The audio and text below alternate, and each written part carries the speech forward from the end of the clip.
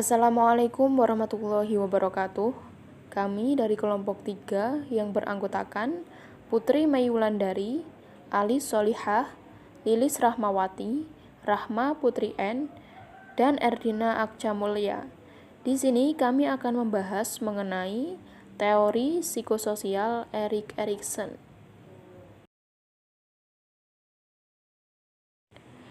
Pertanyaan yang pertama dari kelompok 1 yaitu, bagaimana pendapat Erik Erikson mengenai ego dan apa saja jenisnya? Jawabannya, Erik Erikson menyatakan bahwa ego adalah sumber kesadaran diri individu.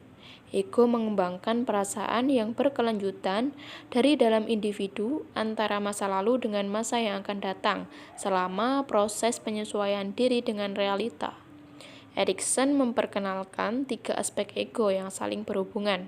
Yang pertama yaitu ego tubuh, mengacu pada pengalaman-pengalaman tubuh kita mengenai cara memandang fisik diri kita sebagai sesuatu yang berbeda dengan orang lain.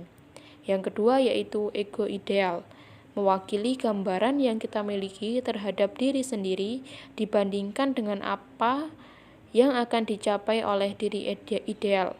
Ego ini bertanggung jawab atas kepuasan atau ketidakpuasan diri, tidak hanya dari fisik, namun juga dari keseluruhan jati diri pribadi.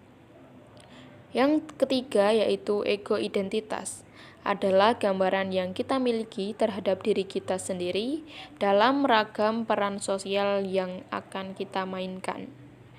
Pertanyaan yang kedua yaitu, dijelaskan bahwa tahap perkembangan Erikson ada kepercayaan versus ketidakpercayaan. Apakah pada fase tersebut, jika terus dilakukan sampai dewasa, akan berpengaruh buruk pada individu dan bagaimana cara mengatasinya? Jawabannya, tahap pertama dari perkembangan psikososial Erikson terjadi saat lahir atau usia 0 hingga usia 1 tahun, yaitu tahap perkembangan trust versus mistrust, atau kepercayaan versus ketidakpercayaan, merupakan tahap paling mendasar dalam kehidupan. Mengembangkan kepercayaan didasari pada ketergantungan dan kualitas pengasuhan orang tua. Pada titik perkembangan ini, anak sangat bergantung pada pengasuh, dalam kurung orang tua, untuk semua yang ia butuhkan dalam bertahan hidup, termasuk makanan, cinta, kehangatan, keamanan, dan pengasuhan.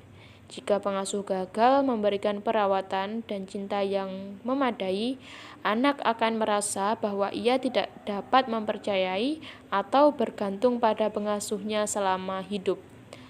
Pun sebaliknya, jika seorang anak berhasil mengembangkan kepercayaan, ia akan merasa aman dan tentram di dunia.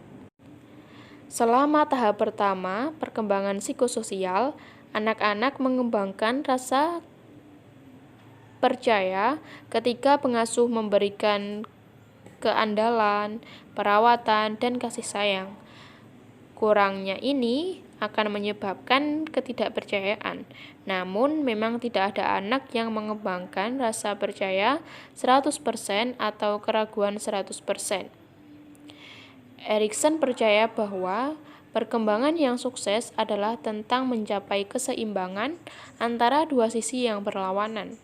Ketika ini terjadi, anak-anak memperoleh harapan yang digambarkan Erikson sebagai keterbukaan terhadap pengalaman yang dimiliki, pemikiran, adanya kewaspadaan bahwa bahaya mungkin ada. Pada fase ini dijelaskan bahwa tahap trust versus mistrust terjadi antara saat anak usia 0 sampai 1 tahun. Oleh karena itu, menurut pemahaman kami, tidak mungkin jika terus dilakukan sampai dewasa, karena pada masa dewasa ada tahapan perkembangannya sendiri, yaitu intimacy versus isolation, yaitu masa dewasa muda dalam kurun usia 20-30 tahun. Dalam tahap ini, orang dewasa muda mempelajari bagaimana cara berinteraksi dengan orang lain secara lebih mendalam. Ketidakmampuan untuk membentuk ikatan sosial yang kuat akan menciptakan rasa kesepian. Bila individu berhasil mengatasi krisis ini, maka keterampilan ego yang diperoleh adalah cinta. Pertanyaan yang terakhir yaitu, bagaimana pendapat Erikson mengenai dinamika kepribadian? Weiss dan Weiss pada tahun 2008 menyatakan bahwa perwujudan dinamika kepribadian adalah hasil interaksi antara kebutuhan biologis yang mendasar dan pengungkapannya melalui tindakan-tindakan sosial.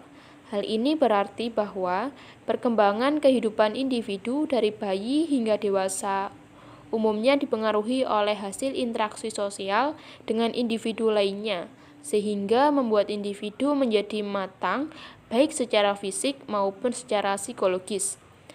Erikson menyatakan bahwa ego adalah sumber kesadaran diri individu. Ego mengembangkan perasaan yang berkelanjutan diri antara masa lalu dengan masa yang akan datang selama proses penyesuaian diri dengan realita. Friedman and Sachs mengemukakan bahwa ego berkembang mengikuti tahap epigenik. Artinya, tiap bagian dari ego berkembang pada tahap perkembangan, terutama dalam rentang waktu tertentu. Menurutnya, semua yang berkembang mempunyai rencana dasar, dan dari perencanaan ini muncul bagian-bagian. Masing-masing bagian mempunyai waktu khusus untuk menjadi pusat perkembangan, sampai semua bagian muncul untuk membentuk keseluruhan fungsi.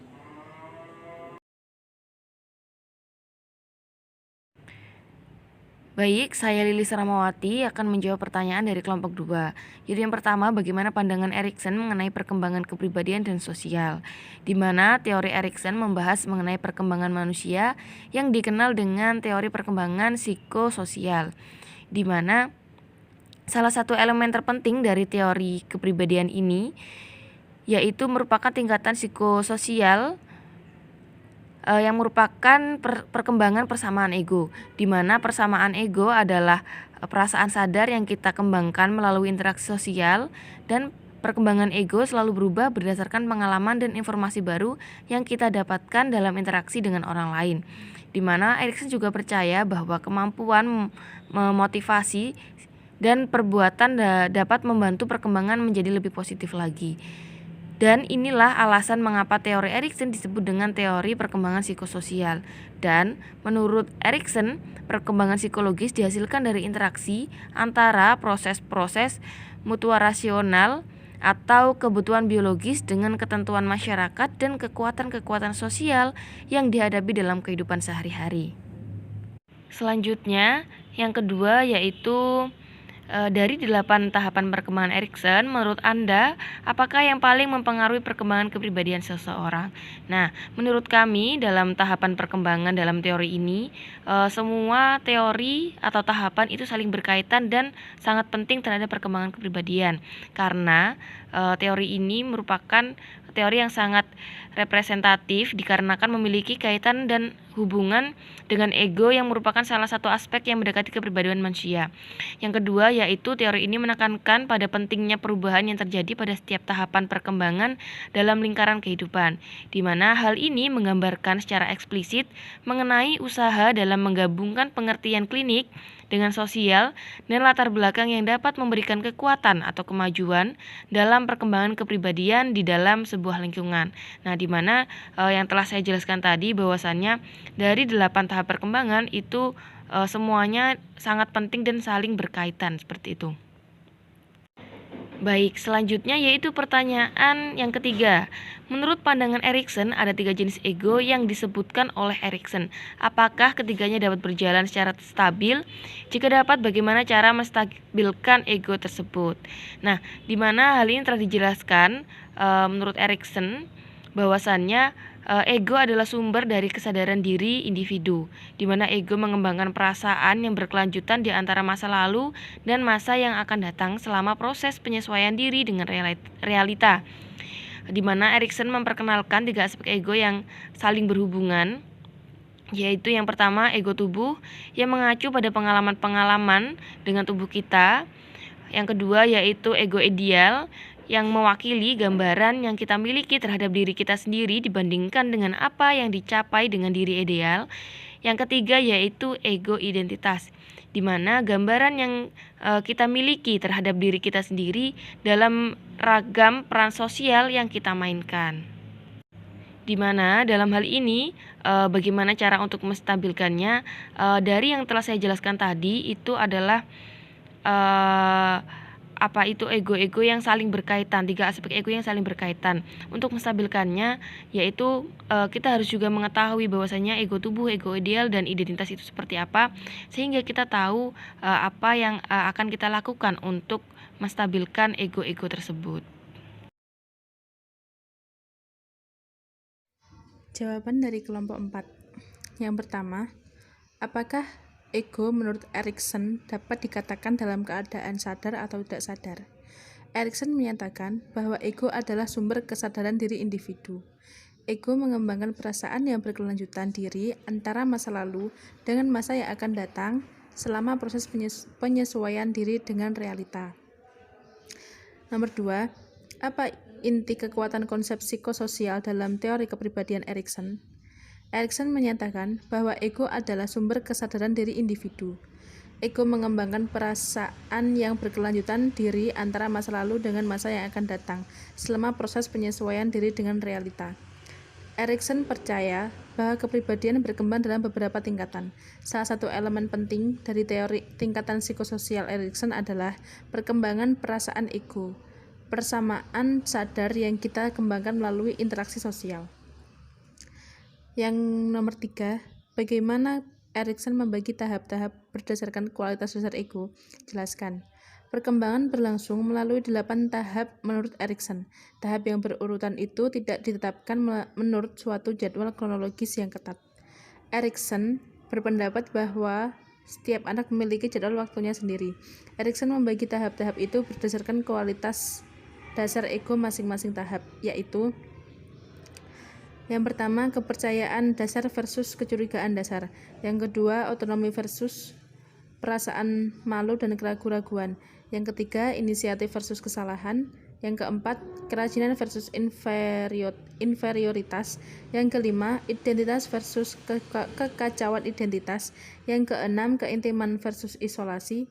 Yang ketujuh, generativitas versus stagnasi. Yang kedelapan, yakni integritas versus keputusan. Sekian jawaban dari kelompok 4.